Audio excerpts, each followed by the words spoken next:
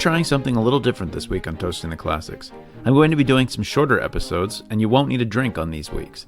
These will mostly be movies, I think, since we have less time to put them together. I'm calling it Sober Shorts, and this first one is the 2014 Paul Thomas Anderson movie Inherent Vice. Enjoy! Welcome to Toasting the Classics, a podcast where we take something that people call a classic and we talk about it. Usually we drink. This is a new thing. We're not drinking. We're going to do this sober. It's going to be a sober short for Toasting the Classics. My name is Dave McArthur. I've got with me guest host Kevin Doyle. Kevin, thanks for joining me. Short notice. It sounded like you dig this movie, so you wanted to talk about it. I do. I saw it a few years ago, probably when it was closer to when it was released. Really liked its structure, liked themes in it, but it was wild enough to just throw me for a loop too. And it just kind of stuck in my memory. And when you said you wanted to do this, it piqued my interest. Definitely want to What's the movie? What are we talking about? Inherent Vice. Okay. Joaquin Phoenix. Kind of call it like a more serious Big Lebowski in a way. It is so much like Big Lebowski. It is so much like Big. I think he's kind of doing the dude. Yes. For like the personality of the character. So, have you read the book it's based on? I think no. I read. I got about halfway through Gravity's Rainbow. It is epic. It's very difficult to read, and I just kind of petered out about halfway through. And I read all of The Crying of Lot 49. I think it is. I can't remember what the number. I think it's Crying of Lot 49. I do like the writer. I'm having trouble imagining how this is a Pynchon book, though. It seems very different in style, but apparently he adapted it pretty faithfully. So and it's based on the author's experience, sort of. So I think it's kind of roughly based on the author. So it reminded me of Kesey. I don't know if you listened to the episode we did on electric Kool-Aid acid test. Oh, no, I haven't. Definitely there's a Venn diagram there. There's a little bit of like, he's overeducated for the kinds of, although a lot of the people in the hippie movement are pretty well educated. Some of them not so much. Some of them, there's like the biker intersection, and there's the sort of just people that like to smoke weed all day intersection. But there's a lot of people who are really educated involved in this. And I kind of, for me, it's a little bit of electric Kool-Aid acid test, but also a little bit of Fear and Loathing. Yes, kind of a Hunter S. Thompson personality to the character as well. Ken Kesey. There's a lot of these guys that we've talked about on the show that I'm kind of seeing in this. I don't know if we're going to do the usual bits that we do. We're not drinking, so I wasn't planning on doing biggest surprise and things like that like we usually do. Right. But definitely my biggest surprise when doing this, I didn't know this was a PTA joint.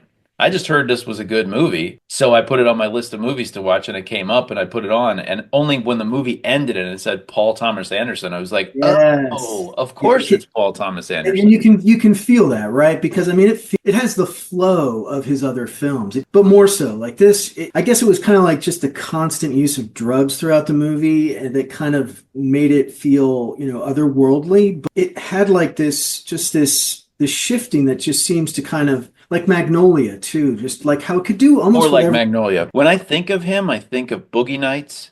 And I think of, Licorice Pizza I saw recently. I actually looked at the list of all his films. There's only 2 of his feature-length films that I hadn't seen. I don't connect his movies a lot. A lot of the time, they seem very different.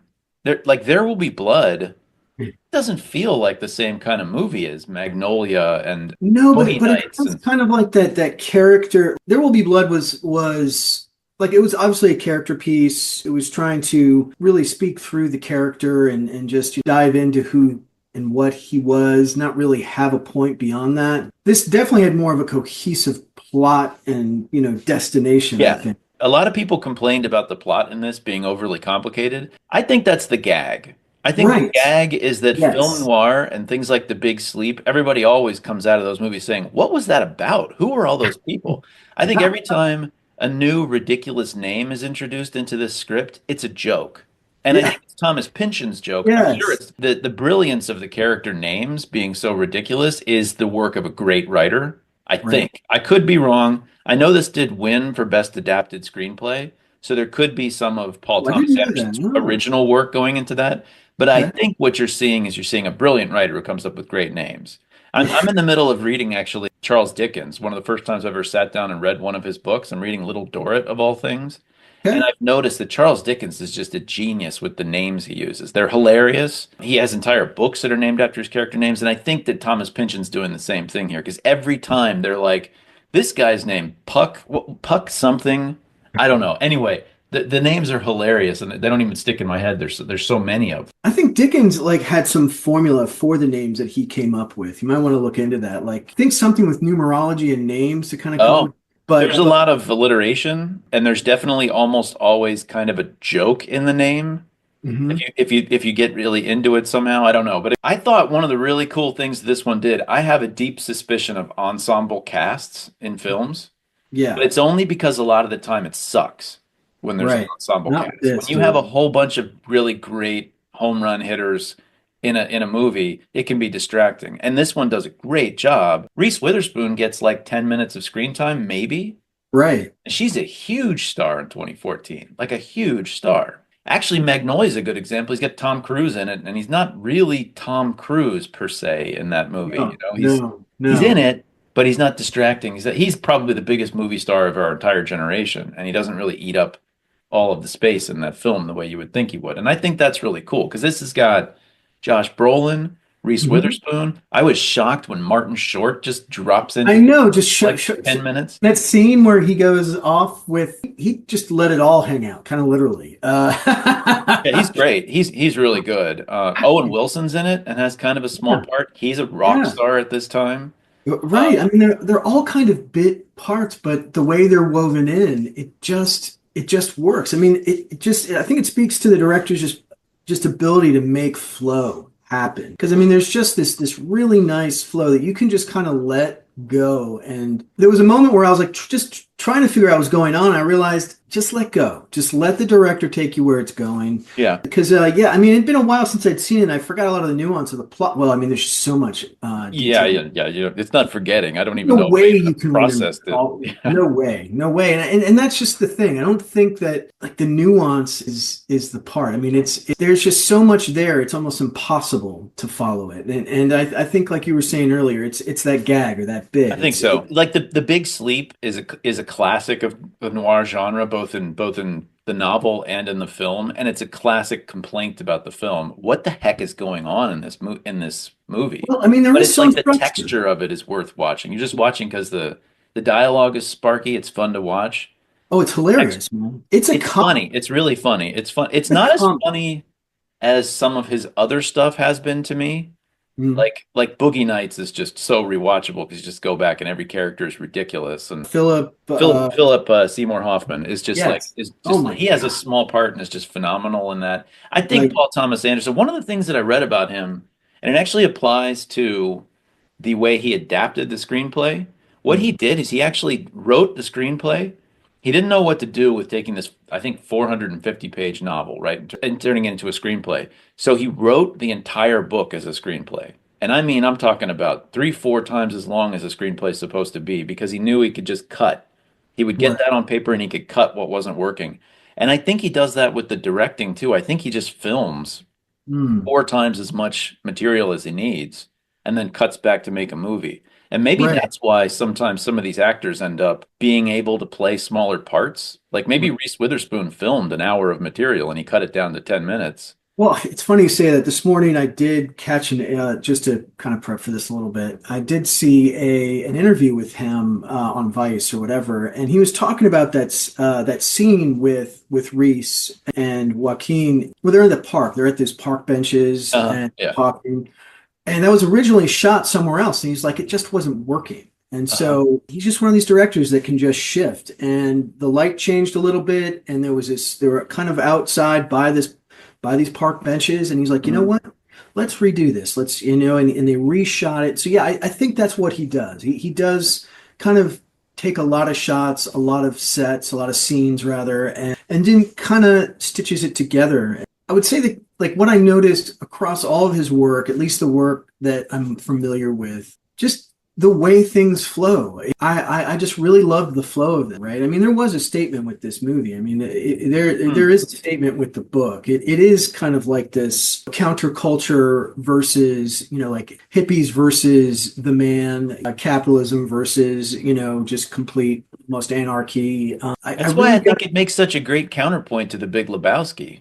Because first of all, it's got a lot of similarities. It just It does. does. It Sort of just wandering, the plot meanders around Los Angeles in a very similar way. it's right. It's the You've same got a city. main character who talks in a very similar way. It's almost like a prequel to The Big Yeah. Lebowski. Because Yes. one of the subtexts of The Big Lebowski is the quote unquote Big Lebowski, the guy who has the same name as the dude. Right. He's like the bums lost. He has Right. that quote, and I was thinking that's what this is a moment when the bums hadn't lost yet. It's like a tie between the man and the bums, and Or it's gonna right around that time, shortly it's after. immediately after the Manson murders, I think, Yes. is the Yes. backdrop. That's a big thing in Hollywood, by the way. The Manson murders, like I know about that, and it's an interesting story, but I think it really weighs on people in Hollywood. I think they think about the Manson murders a lot. I think they did because it hit so close to home for It all hit of them. close to home. It's actually physically in Los Angeles. It's Fancy. not, I don't think in Hollywood. Maybe it is. It's in LA, and it killed people who were famous Hollywood actors. Yeah. And it does represent the sort of breaking point in the counterculture movement, Right. which we saw in Electric Kool-Aid Acid Test too. It's very similar. Right.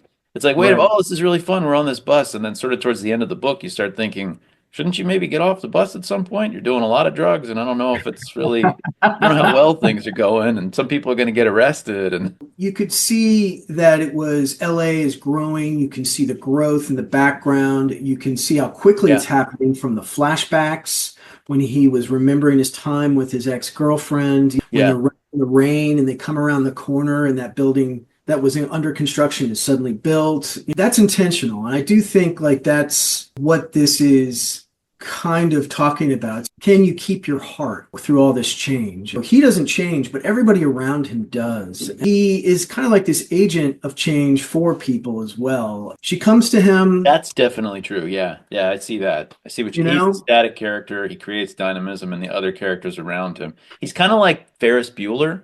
I always thought Ferris Bueller in that story is the one who doesn't change, but he he doesn't. creates change in everybody around. Cameron's actually the one, right? Cameron's That the one that changes. His girlfriend changes a little bit. His yeah, sister changes. The parent, the parents less so, but there's a couple of other the characters that sister definitely changes. You're right. sister and Cameron are the main ones that change in that story. Yes, It's you're really right. about them, even though it's called Ferris Bueller. I Right. always thought this is kind of similar to that. A question I have though is how much of this is so it's very surreal. There's Yes. definitely moments in this movie where I'm like, is that really happening? Or is he Right. just perceiving that happening? Especially his interactions with Bigfoot, Josh Brolin's character, Right. because the guy just attacks him when he sees him in the car and he leaps on the hood of his car and then Brolin beats him up and I'm like, did that really happen? Why would that happen? It That whole accelerated. relationship is so bizarre. It's almost like it's, I don't know if dichotomy is the right term, it's kind of like these Yeah, I think it half of a is in some whole, way. it's you have like this complete left side of the brain versus the right I side of think, the yeah, brain. I think you said it right there. I think there is supposed to be some sort of a Fight Club type schizophrenia, like So pop there's culture schizophrenia anyway. something I caught in the first interaction with his girlfriend. I'm forgetting. She's walking in. She just walks into his house, Oh and my she's God, how can I not remember the girl's name? The main girl. It's not Sortilege. Sortilege is the one who's the narrator, right, which I right. think is the weakest part of the movie, by the way. The narrator is, I don't like that Well, choice. the narrator is his current girlfriend, Penny, right? No, the Like, narrator is Sortilege, the one who's like just gives him advice and sort of the one who does the Ouija board. I don't know why she's chosen as the narrator. I don't really. That apparently was kind of a decision for him in doing the movie, and it was a right. Well, late you need decision. it's a hard boiled, film noir, so Yeah, narration works. It does work. yeah, it does. I don't know. I'm not a fan in general. I'm Right. not saying just in this movie. In general, I like to see you do things without a narrator. I And do too. if you do it, like it had better be really funny or something that's like it's got to show that you're an unreliable narrator or something. That's what I'm saying. It's like if it's like if somebody decides the exposition's not being done properly, like the audience is so stupid they need you to tell you what's happening. Oh, I just wanted to comment. The main girlfriend, the one that he's like in love with, which it's so stupid that I can't remember what her name is. That actress, I was like, wow, who is she? Like she's Right? so beautiful. And I realized she's from Fantastic Beasts. Do you ever see that? The Harry No. Potter like prequels that take place in America in the 1920s or 1930s or whatever. She's in Uh-huh. that, and I remember just thinking, oh, she's so beautiful, like but in like a nerdy sort of way. And she's Right, not like right. that at all. She's just pretty in this one. Her name's Catherine Waterston, and I don't know. Anyway, she was very I've striking. never seen her in anything else, and she just stands out. She really stands out in this. Shasta Shasta, that's right. That's, Yeah. So when he had all the power in the world when it came to dealing with the Golden Fang and everything, he decided to help Owen Wilson's character. Where did yeah. that come from? I didn't really understand. I didn't follow that either. Okay, and you've seen it twice, so I feel like if you didn't understand it after seeing it twice, then that's why. Is I I, thought that came out of nowhere. I didn't really understand that thread of the well, I think plot. that might be, was that real? I don't know. I don't know. A lot Again, of it, like, yeah. I like, really don't know. like, At the end, where Josh Brolin eats all of his weed, and then he cries while he watches. He's like right. he eats his weed, and he's got tears. He's got tears coming from his face. Like Yeah. I didn't know Yeah. what's going on there. Whether that's maybe that's a metaphor of some kind. Thomas Pynchon's books have an element of surrealism that may be with like Crying of Lot 49 makes like almost no sense on a surface level. It's almost all people's confused understanding of what's going on and stuff. So let's just say theoretically we did have drinks here. Would you toast this movie? Oh, I don't know if it's a classic. I'm a little torn. Only because it is so similar to The Big Lebowski. Yeah, And, agreed. it's Agreed. like, and if I had to pick between the two, I'd say that The Big Lebowski is a bit more of a classic. Well, I it's mean, fun. they're It's both comedy. funnier.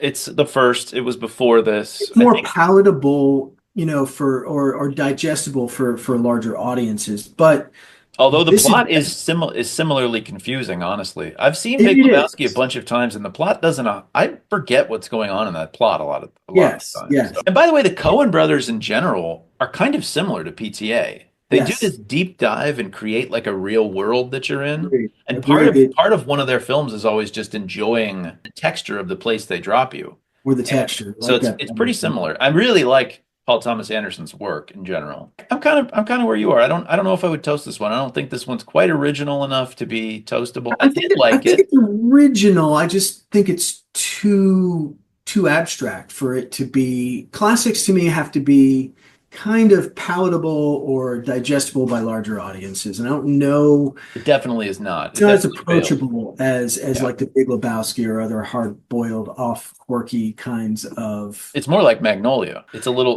difficult to follow and a little bit very Yes. artistic, and you could never say it was a bad movie, but I don't know. No, oh, it's a Yeah. fantastic film, but it's a film where, like it's more of an independent film. It is not standard Hollywood. I mean, it's certainly out of Hollywood with all those actors. Borderline narcissistic Yeah. like kind of Yeah. thing for Hollywood to do to make a movie. Yes. So we're not toasting. We're not toasting this. I feel bad Go because watch it. Anybody who's listening, go watch this film. It's worth watching. I It's a definitely good watch. movie. Everybody in it is great.